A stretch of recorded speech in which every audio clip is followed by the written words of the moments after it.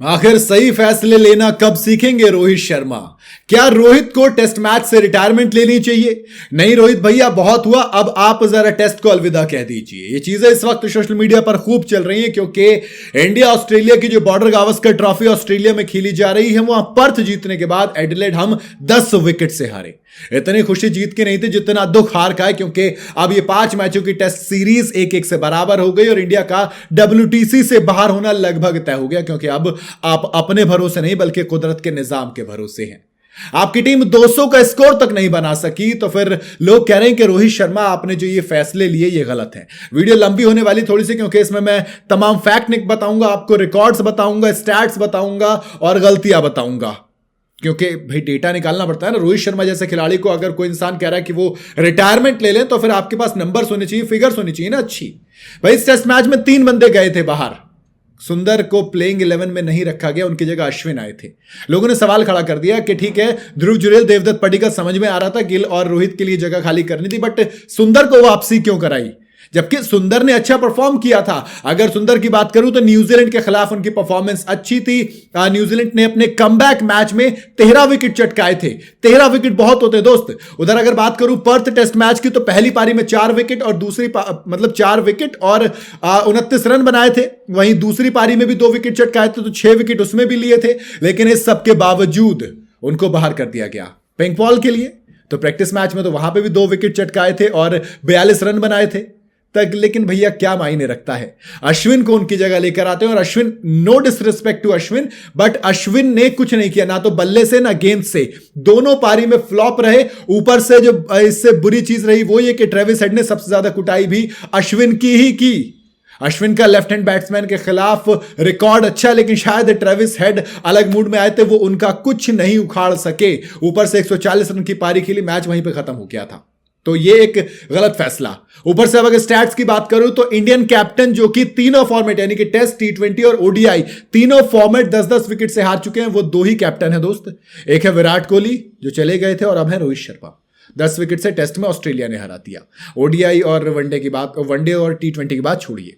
23 inning की बात करूं रोहित शर्मा की, तो 13 डिसमिसल आए हैं, एवरेज 14 का रहा है और बॉल पर डिसमिसल 25, स्ट्राइक रेट 57 का।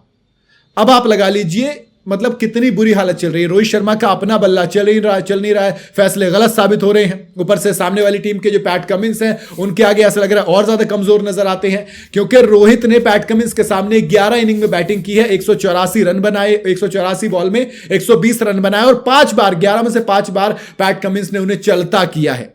एज अ कैप्टन की बात करूं रोहित शर्मा की, तो थोड़ा सा अजीब लगता है आपको सुनने में, लेकिन 2023 में इंडिया पहला मैच जीत गई थी ऑस्ट्रेलिया के खिलाफ। हार्दिक पांड्या कैप्टन थे, लेकिन फिर रोहित आते हैं, हार्दिक को हटाते हैं, दूसरा और तीसरा मैच हार जाती है इंडिया। 2023 में ही ऑस्ट्रेलिया के अगेंस्ट इंडिया पहले 2 मैच जीत चुकी थी, राहुल कैप्टन थे, लेकिन रोहित शर्मा आते हैं, फिर तीसरा मैच हार जाते हैं ODI का। इंडिया 2-1 से सीरीज जीत जाती है।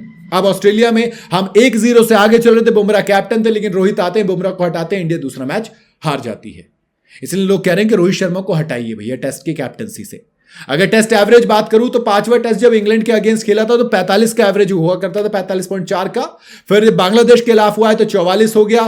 फिर दूसरे टेस्ट मैच बांग्लादेश के खिलाफ 43 पे आ गए, फिर 43 पे ही रहे। न्यूजीलैंड के खिलाफ पहले में, दूसरे मैच में रन नहीं है तो 42 का एवरेज हो गया करियर का। फिर तीसरे में फिर 42.2 का, और अब ऑस्ट्रेलिया के बाद तो 41 के आसपास का आ गया है। मतलब दिन ब दिन रोहित शर्मा की इंप्रूवमेंट नेगेटिव में जा रही है दोस्त, कहानी खराब होती जा रही है। और अगर इंडियन कैप्टन की बात करूं जो पिछले 15 साल में दोनों इनिंग में सिंगल डिजिट पे आउट हुए हैं, तो फिर 2011 में धोनी हुए थे बर्मिंघम में, ब्रिज टाउन में 2 और 5 रन बनाए थे दोनों पारी में। धोनी नहीं, नॉटिंघम में 2011 में इंग्लैंड के खिलाफ 5 और 0। फिर कोहली ने एक बार वो रहे, लेकिन सेंचुरियन में फिर रोहित शर्मा, फिर चेन्नई में रोहित शर्मा, फिर पुणे में रोहित शर्मा, और अब एडिलेड में रोहित शर्मा। 4 बार रोहित शर्मा ये कारनामा कर चुके हैं। विराट कोहली के पास साथ सिर्फ एक बार ऐसा हुआ था। अगर बात करूं 2013 से 2022 तक 77 इनिंग में सिर्फ 11 बार रोहित शर्मा बोल्ड हुए, 77 इनिंग में 11 बार। और 2023 से 24 यानी कि इस 1 साल के दौरान 11 बार, 36 में से 11 बार रोहित शर्मा बोल्ड आउट हुए हैं। बॉलर को सबसे ज्यादा अच्छा लगता है और बैट्समैन को सबसे ज्यादा बुरा लगता है इस तरीके से आउट होना।